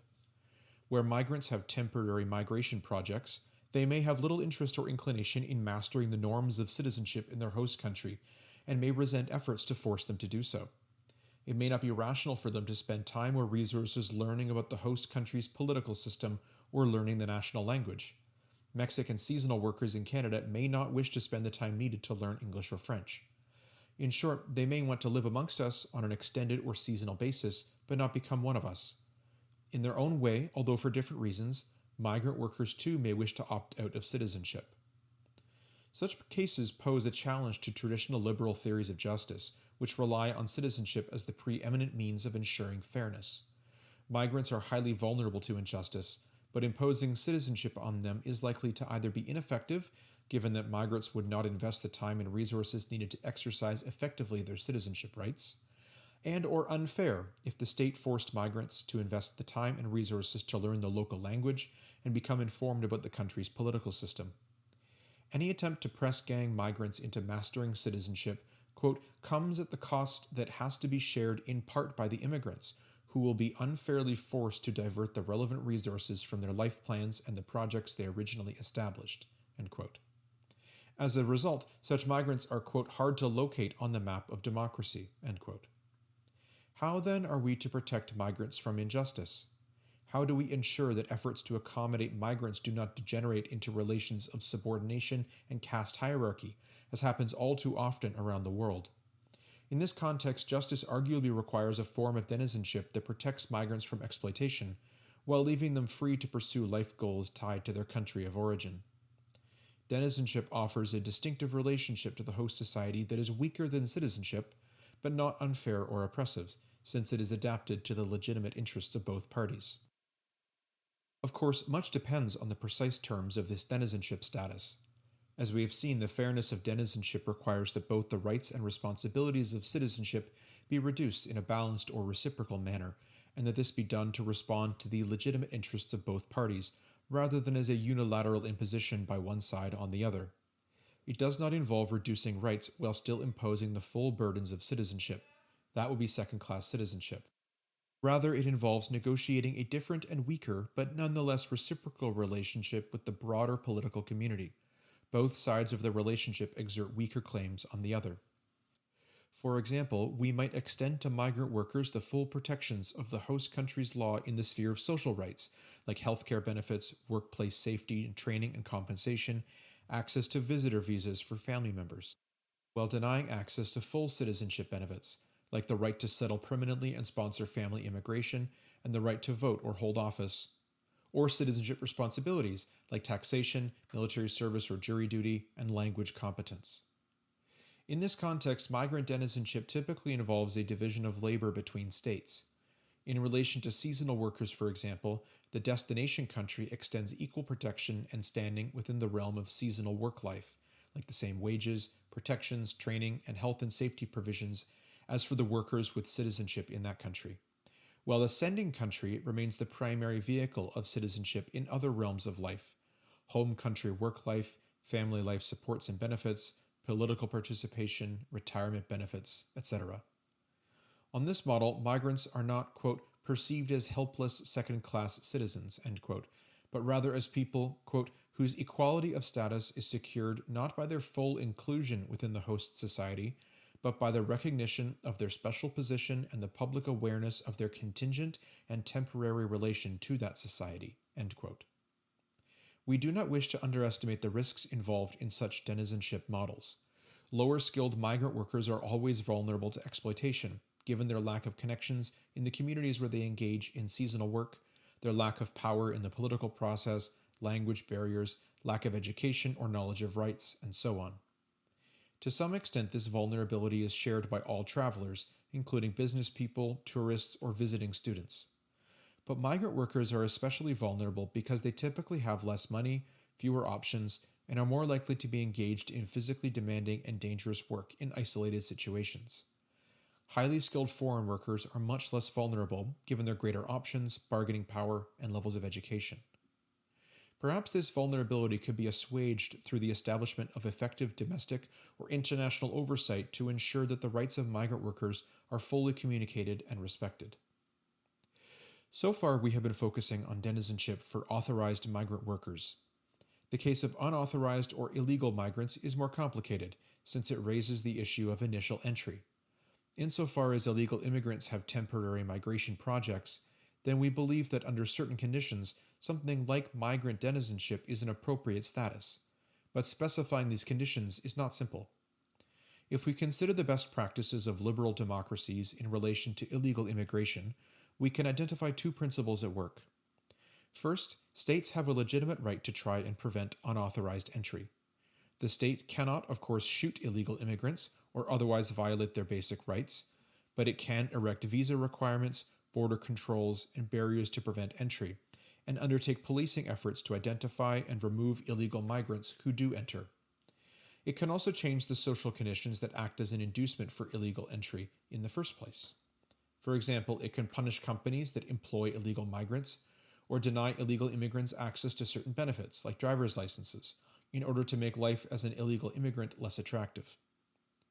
However, if illegal immigrants have been able to escape detection and deportation for a certain period of time, then a second principle kicks in. Sooner or later, they acquire a moral right to stay, akin to squatters' rights, reflected in the periodic amnesties that states often offer to long-term illegal immigrants. Migrants may have entered a community illegally, but over time, as they become enmeshed in that community, the moral costs of uprooting them becomes too high. In some cases, this enmeshing is such that their country of residence becomes de facto their only home. They may have built a home and family, and may feel like strangers if they returned to their country of origin. If so, then amnesties should lead to full citizenship. But in other cases, illegal migrants have maintained close ties to their country of origin, and indeed engaged in illegal migration in the first place in order to pursue life goals tied to their homeland. In such cases, as with authorized migrant workers, denizenship can be a just solution. In short, states can use barriers and disincentives to keep illegal migrants out, but once they are in, the calculus starts to change over time, requiring accommodation of the new facts on the ground. In some cases, this accommodation should take the form of full citizenship, but in other cases, denizenship is more appropriate. For both authorized migrant workers and illegal immigrants, then, the status of migrant denizenship is a potential outcome, one that provides firm protection for rights of residents and other appropriate social rights, without demanding a commitment to full citizenship, a commitment that may not be desired by either side in the relationship. As we noted, these forms of migrant denizenship carry the risk that the fair accommodation of difference will turn into relations of subordination and stigmatization. Migrant denizens may be perceived and treated as unworthy aliens or illegitimate invaders, rather than as moral equals with distinctive life projects and ties to other societies, eroding the potential reciprocity of the denizenship relationship. This risk is particularly relevant to illegal immigrants, but applies to authorized migrants as well. Whether this erosion takes place depends in large part on whether the host country is acting in good faith regarding its immigration policies. In reality, many states practice deceptive and hypocritical migrant worker policies. They turn a blind eye to illegal migration because legal immigration is a tough sell, but migrant workers are crucial for the economy. By allowing migrants to enter but refusing them legal status, states sidestep the responsibility to provide any rights or benefits of denizenship, and industry benefits from the downward pressure on wages. More generally, states often take a public position against migration and present it as an undue burden on the economy, democratic self-determination, and/or cultural stability, while secretly allowing illegal migration in order to reap its benefits and pay none of the costs. In addition to the obvious injustices, this sort of duplicitous state policy poisons citizens' attitudes towards migrants. Official silence on the need for and benefits of immigration results in a limited perspective of migrants as those who break the law, burden society, and/or threaten the social contract, rather than being contributing members to the community. Under these conditions, migrant denizenship is indeed a fragile and vulnerable status. But where states address issues of migration honestly and in good faith, denizenship can provide a stable framework for just relationships. We have considered two basic forms of denizenship in modern liberal democratic societies. Denizenship can arise both from migration across borders and from various forms of disengagement with dominant practices of citizenship. In our view, the existence of such forms of denizenship is inevitable, given what Rawls calls, quote, the facts of pluralism, end quote, the diversity of human cultures, behaviors, and practices that inevitably arises under conditions of freedom. As we said earlier, humans are stubbornly resistant to the effort of states and political philosophers to put them into rigid and exclusive categories. Not everyone is able or willing to accept the choice between full citizenship or full exclusion. Faced with the choice of in or out, some people, for good reasons, may prefer to negotiate a third option of denizenship. However, while the status of denizenship may be inevitable given the facts of pluralism and may comply with fundamental standards of fairness and reciprocity, it is also inherently prone to exploitation. The historical record suggests that full citizenship remains the most reliable protector of moral equality, and any acceptance of denizenship needs to be strongly hedged to prevent its deterioration into relations of subordination. What precisely these hedges are is under-theorized in the literature, but we would identify three clusters of issues. One is security of residency. In the case of migrant denizenship, regardless of how individuals come to take up residence in the community, legally or illegally, their right to stay and to be incorporated in the political community increases over time and as opportunities to reside elsewhere diminish. Permanent residents cannot be expelled, but must be accorded secure residency, either as citizens or denizens. Two is reciprocity of denizenship. Limitations on access to full citizenship rights of denizens can only be justified assuming that A, they are part-time or temporary residents who only benefit from full citizenship in a foreign state, and or B, denizenship status is a mutually beneficial accommodation of interests and capacities, reflecting in a mutual desire for a weakened form of affiliation or cooperation.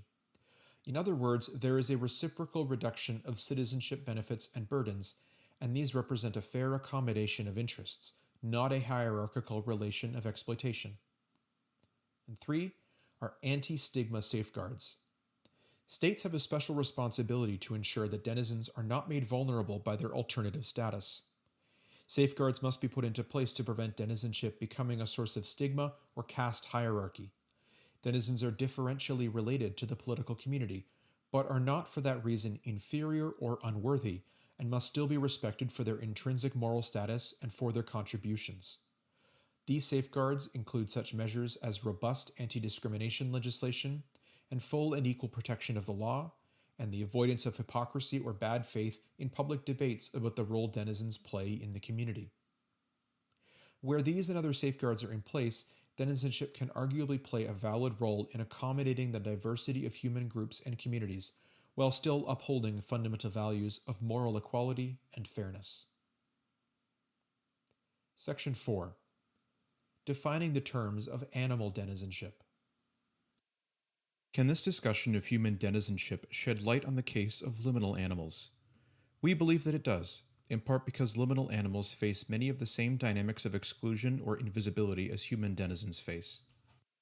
Just as modern states like to put every human being into rigid and exclusive citizenship categories, expecting individuals to either be fully a citizen or fully alien, so too societies like to put all animals into their place, either fully wild or fully domestic. Liminal animals are rendered invisible in this everyday picture and continually perceived as somehow out of place. They are seen in effect as aliens or foreigners who really belong somewhere else, even if we are not quite sure where else they belong. And so, like human aliens, they are subject to exclusion, although in this case the exclusion not only takes the forms of disincentives, barriers, and deportation, but also more extreme forms of violence and killing. The underlying logic in both the human and animal cases seems to be that anyone who wants to reside here must choose in or out, either full citizenship or exclusion. And just as this forced choice is insufficient to address the diversity of human relationships, so too it is inadequate in the animal case. Indeed, in many respects, it is even more inadequate in the animal case. In the case of human denizens, a forced choice between deportation and full citizenship is harsh, but both options are potentially viable. Human denizens may be able to adapt to either a return to their country of origin or to full citizenship, albeit with significant and unfair burdens and costs. In the animal case, by contrast, neither option is typically viable. The in or out choice means, in effect, a choice between deportation or domestication, being forced to leave areas of human settlement, or being forced to undergo the sort of confinement and breeding necessary to turn animals into domesticated companions of humans. As we have seen, neither option is adequate as a response to the realities of liminal animals. Rather, we need to accept that liminal animals belong here, but not under our governance, and with a different status from that of domesticated animals. They need, in effect, a form of denizenship. But what would be the fair terms of such animal denizenship? Can the 3 principles of fair denizenship we discussed in the human case shed light on the animal case? We believe that they can. We cannot develop a systematic account of what these principles would entail in relation to all the different types of liminal animals. As discussed earlier, liminal animals differ in their vulnerabilities and adaptabilities. Denizenship for the hazel dormouse living in a hedgerow will obviously take a different form to denizenship for urban pigeons. However, we would like to say a few words about each of these principles. 1. Secure residency. In both the human and animal cases, a core feature of denizenship is the right to residency. The right not to be treated as aliens or foreigners who really belong somewhere else, but as residents belonging here with us. While efforts can legitimately be undertaken to discourage or prevent the initial entry or reproduction of opportunist or exotic liminal animals, over time they come to acquire the right to stay. Regardless of how individuals come to take up residence in a community, legally or illegally, wanted or unwanted, the right to stay increases over time and as opportunities to reside elsewhere diminish. 2. Fair terms of reciprocity. In both the human and animal cases, denizenship involves a reciprocal reduction in rights and responsibilities to accommodate the desire of groups to have a weaker relationship than that of full citizenship. Animal denizenship, however, will typically involve an even weaker form of mutual interaction and mutual obligation than human denizenship. If denizenship involves opting out of some aspects of full citizenship, the degree of opting out is much greater in the case of liminal animals compared with human denizens. This is perhaps the most obvious in relation to predation. In the case of human denizenship, we do not accept predation of some denizens by others, or the death of denizens by starvation or exposure. States have an obligation to protect all human residents, including denizens, from these basic threats to existence. The status of denizenship does not involve waiving such protections. By contrast, liminal animal denizens will still be subject to predator-prey relations. Some animals are predators, like hawks. Others are prey, like house sparrows, and others are both. Feral cats eat birds and are sometimes eaten by coyotes. What explains this difference? The answer again lies in the sort of threats to liberty and autonomy that are involved. Generally speaking, we can protect human denizens from threats of killing or starvation while still respecting robust rights of free choice and free movement. But it's worth noting that in the cases where protection of human life can only be achieved with drastic limitations on liberty and autonomy, we tend to accept the risks to life and safety. For example, we don't compel people to report for regular medical checkups, even though this is the only way to ensure we catch diseases in time. Similarly, we don't install cameras in every home, even though this might ensure that every infant receives sufficient love and nourishment. Human societies are constantly balancing liberty and autonomy against safety, and different societies legitimately make different trade-offs here. The lives of liminal animals involve levels of risk which we would consider unacceptable in the human case. However, reducing these risks would involve levels of coercion and confinement which we would also find unacceptable. Because the liberty-risk calculations work so differently for liminal animals, the resulting package of rights and responsibilities will also be different. This weaker form of denizenship is appropriate for liminal animals as a mutually beneficial arrangement between liminal animals and humans in mixed communities. This reciprocal arrangement of reduced benefits and duties would release liminal animals from the drastic reductions of liberty necessary to bring them into conformity with full citizenship, and at the same time reduce the responsibility of the human community in terms of the provision of full citizenship benefits and protections. We have defended this position on the assumption that liminal animals A. tend to avoid humans, B. would prefer the risk of predation to confinement and other severe restrictions on liberty, and C. have considerable competence for negotiating the risks of their environment, a competence that requires liberty and risk to develop. However, for any particular liminal animal, circumstances might change to alter this equation drastically. After all, some liminal animals do seek out human company, developing relations of trust and a degree of mutual understanding. We could, in such cases, see the animal's actions as a vote for citizenship over denizenship, or consider the case of an orphaned raccoon or an injured squirrel who could not survive on their own, and whom we could safely assist. For these animals, the trade-offs of citizenship would look quite attractive, since in their situation, denizenship involves not just greater risk, but rather a swift and certain death. In some cases, we might be able to rehabilitate the animal and return it to liminal denizenship, but in others it might be more appropriate to pursue their integration into the mixed human-animal community as regular citizens, with the accompanying trade-offs in terms of restricted liberty. This is analogous to the argument we made in Chapter 6 about our obligations to injured wild animals. Although we must be attentive to the circumstances of atypical liminal individuals who may need or desire closer relations with humans, this does not mean we should encourage an increase in such individuals. Humans should be very cautious about encouraging closer relations with liminal animals, for example by feeding or other attempts to befriend them. Many human-animal conflicts stem from these interventions.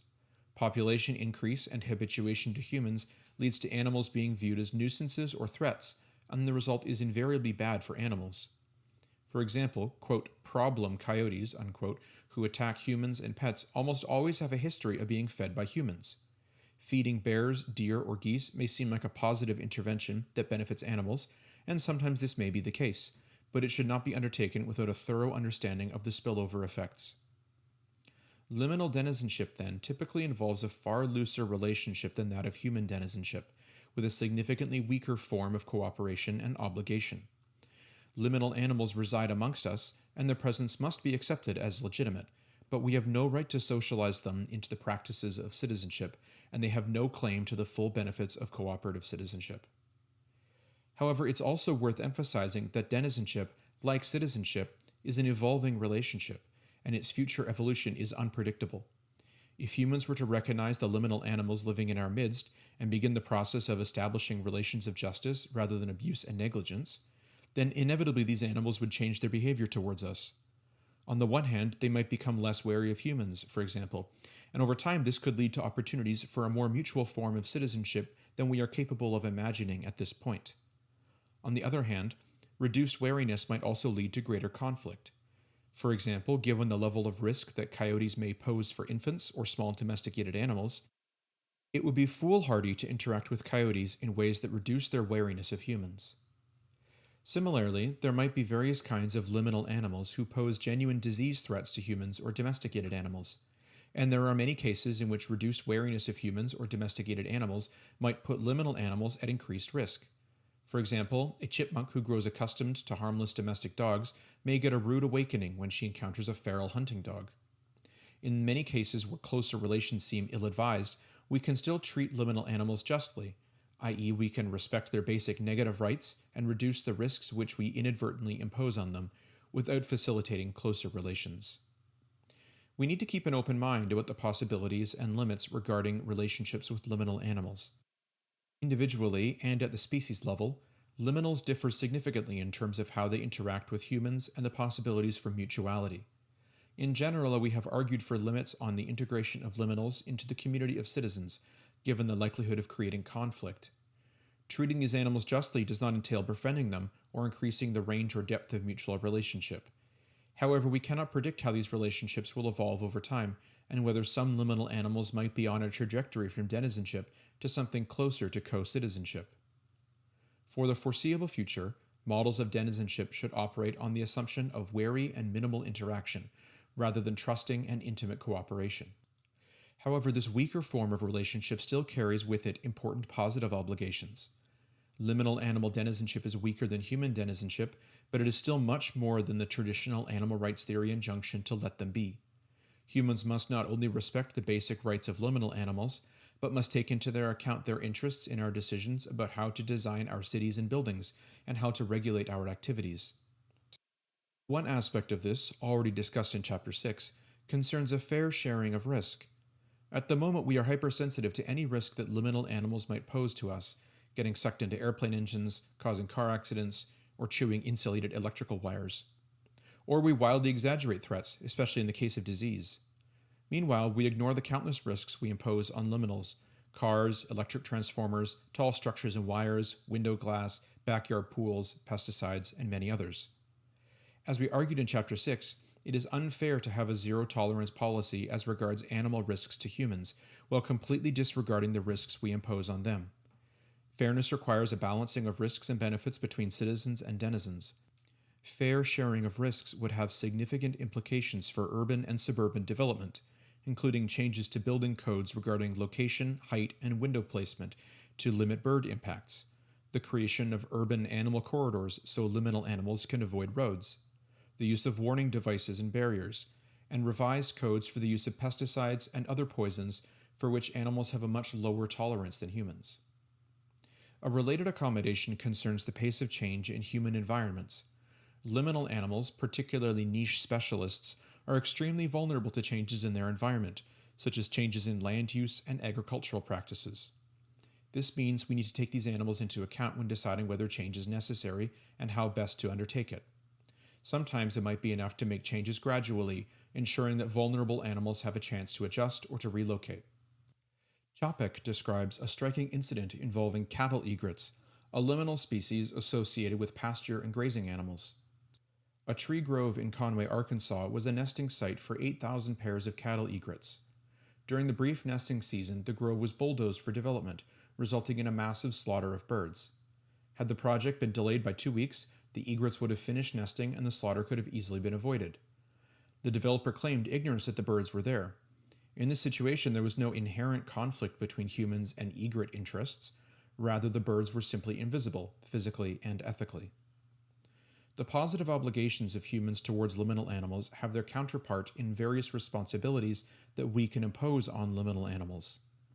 Any viable scheme of coexistence in shared territory requires mutual restraints and mutual accommodations.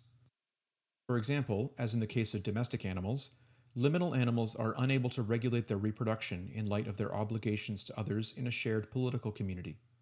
Humans do not need to intervene in the who, what, where, when of liminal sexual activity, but we may need to regulate the total numbers of liminal animals if coexistence is to be possible, through methods such as birth control vaccines, or by fostering habitat conditions allowing for population dispersal and the reemergence of predators or competitors. Similarly, most liminal animals are unable to regulate their mobility in light of the rights of others to private property. This is another area in which humans can exercise control to protect the rights of all members of the community, including the non-lethal use of fences and nets and other barriers. In other words, the robust responsibilities of the human community towards liminal denizens are hedged by a robust right to exercise control over their total numbers and the use of shared space. In the human case, the rights of individuals carry corresponding duties to respecting the rights of others. Invading someone's home without permission and posing a risk or nuisance to them would clearly be a violation of the obligation to respect their basic rights.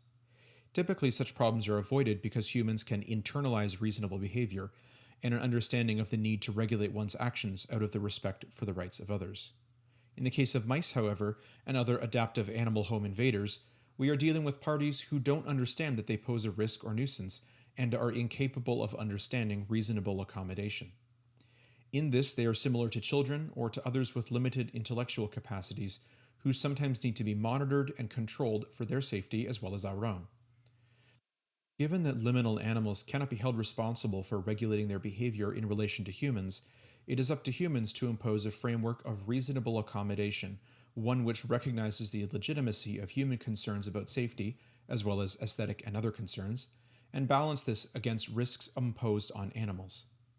The ideal solution will be one in which the animal is not made worse off by an accommodation, although this might not always be achievable. We have already discussed many strategies for restricting access of liminal animals and for reducing total populations. Fences, physical barriers, and house-proofing measures are obvious steps. Disincentives such as annoying sound systems, unpleasant but harmless substances, or unleashed dogs can be effective. For example, some golf courses now encourage golfers to bring their dog companions along for the day. The presence of unleashed dogs discourages geese from landing on the greens. Off-leash dog parks could be deliberately located in areas where humans wish to discourage liminal animals, for example next to garden allotments or public parks that are vulnerable to deer grazing. Similarly, a city park might encourage a colony of mute swans to take up residence. Swans are highly territorial, although there is a debate about how effective they actually are in keeping geese at bay. Inevitably, conflicts will still emerge. Barriers and careful food and garbage storage practices may keep mice and rats out of the house and cupboards, but what if you buy an old house with rodent colonies already well established? There may be no option except to trap and relocate the animals. This will be stressful for them, but it could be managed in ways to minimize harm.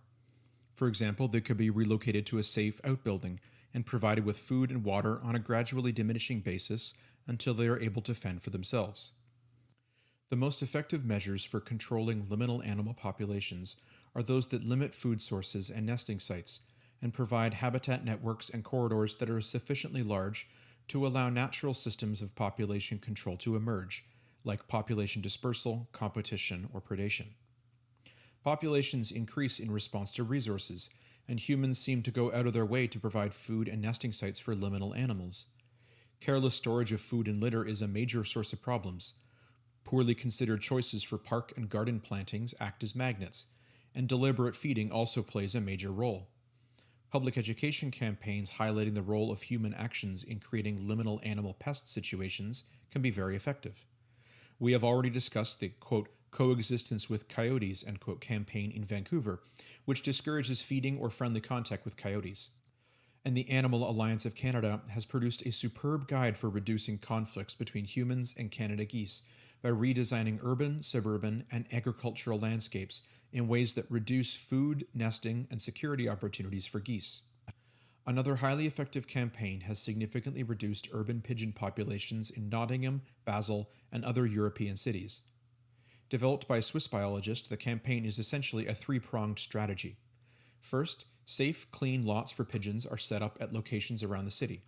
Volunteers regularly clean the lofts and provide fresh food and water. In effect, the pigeons are provided with a safe location, much like the dove cots of old. The second strategy is to educate the public to stop feeding pigeons in other locations. Pigeon lovers who want to feed the birds can do so at designated lofts. Public education is the most challenging part of the strategy and often requires serious penalties for a small minority of humans who insist on deliberately feeding birds outside the designated feeding locations. The final prong of the strategy is to control reproduction. Loft volunteers replace a certain percentage of pigeon eggs with fakes, thereby slowing the reproduction rate.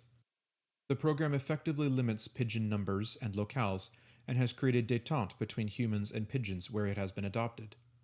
This is in marked contrast to the brutality and ineffectiveness of traditional campaigns, such as shooting, poisoning, trapping, and impaling, which have resulted in an increase of pigeon populations in other cities. The deliberate location and designation of pigeon lofts points to a general strategy for coexistence with liminal animals.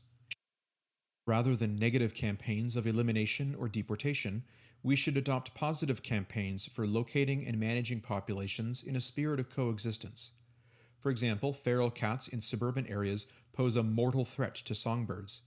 One estimate is that 100 million birds die annually in the USA due to cat predation. However, regions with liminal coyote population have a much higher population of songbirds than regions without coyotes. Where coyotes patrol the suburban woods and wild patches, domestic and feral cats are afraid to roam, and as a result, birds are spared from predation. In effect, the coyotes act as a barrier, establishing no-go zones for cats which become de facto sanctuaries for birds.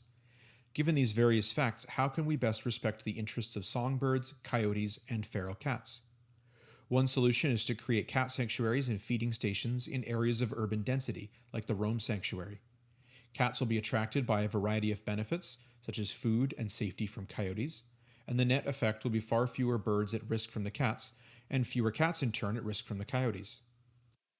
In general, the kinds of strategies we are advocating for controlling the population and movement of liminal animals, barriers, disincentives, reduced food supply, habitat corridors, safe zones, happen to be precisely the strategies which countless studies have demonstrated to be far more effective than traditional methods.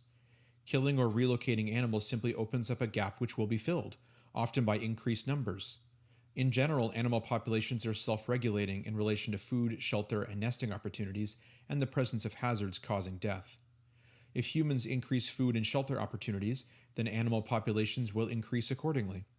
If humans reduce opportunities, then populations will reduce. If opportunities remain the same but humans increase hazards by culling or inadvertent killing, natural rates of reproduction will increase to fill the void.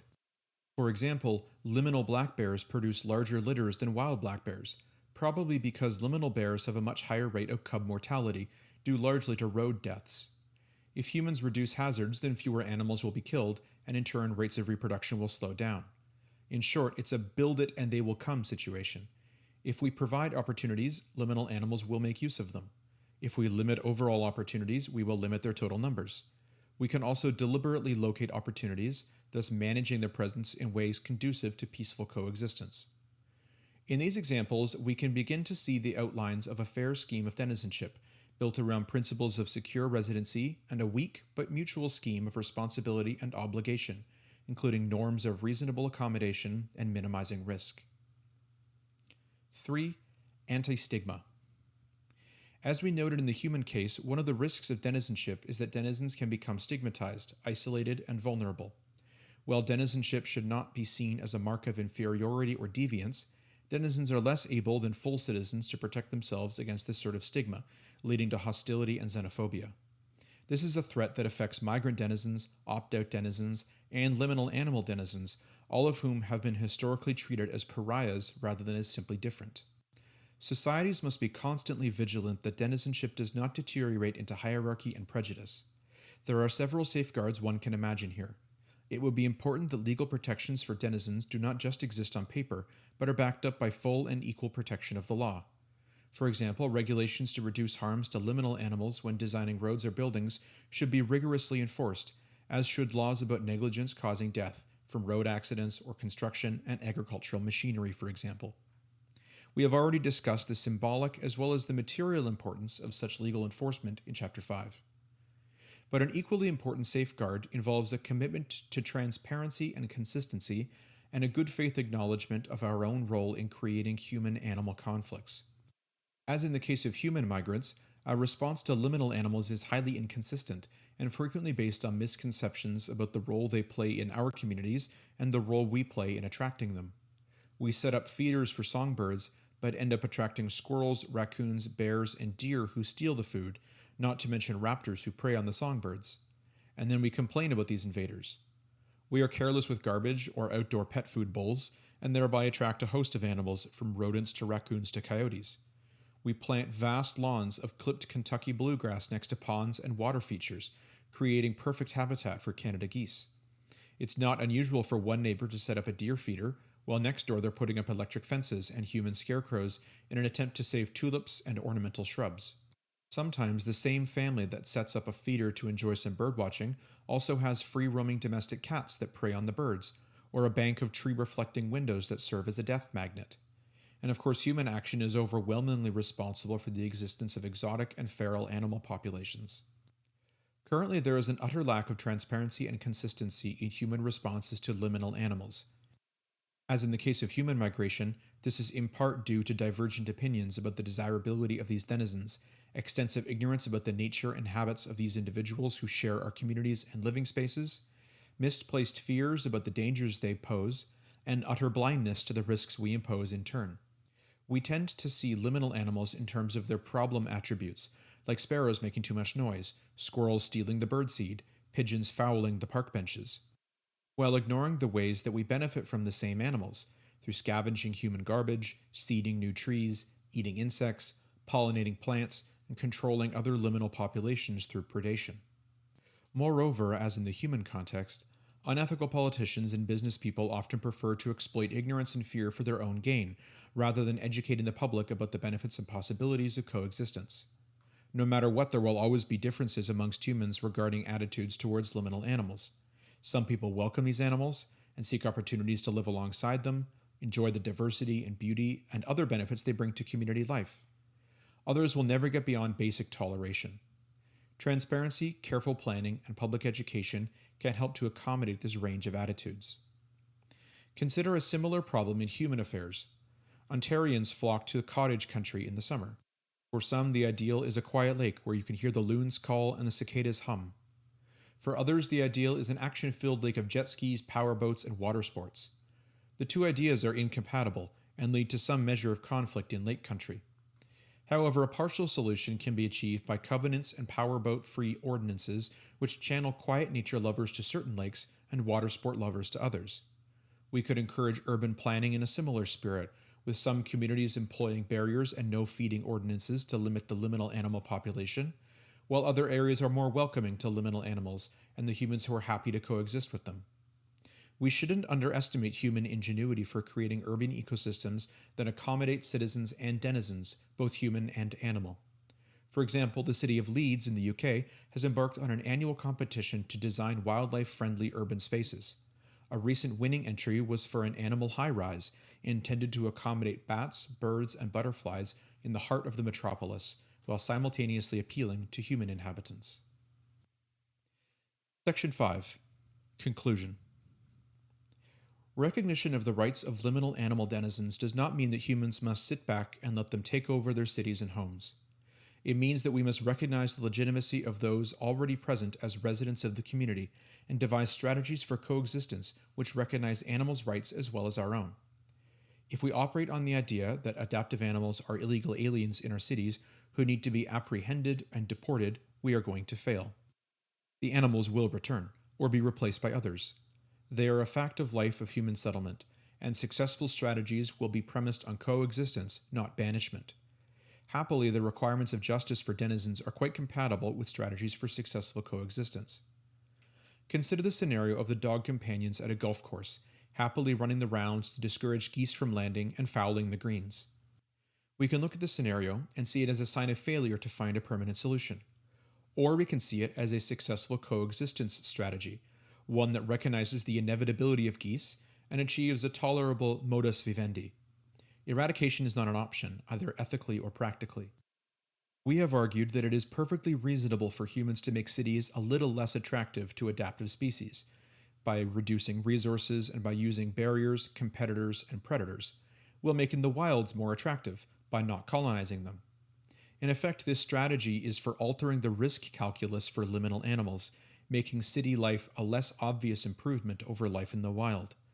But this will never be enough to discourage liminal animals from making a life in the city. City life is simply too messy, complex, and permeable to ever effectively barricade it from liminal animals. Besides, who would want to? Some liminal animals become pests, but they also provide welcome diversity and interest to city life. It would be terrible and futile if, in the name of solving a few serious animal-human conflicts, we cut ourselves off from the natural world. The more we can move towards accepting and accommodating animals' presence, even if there are some people who will never fully welcome them, and recognizing that cities are their own kind of animal kingdom, the more equipped we will be for discovering creative coexistence strategies.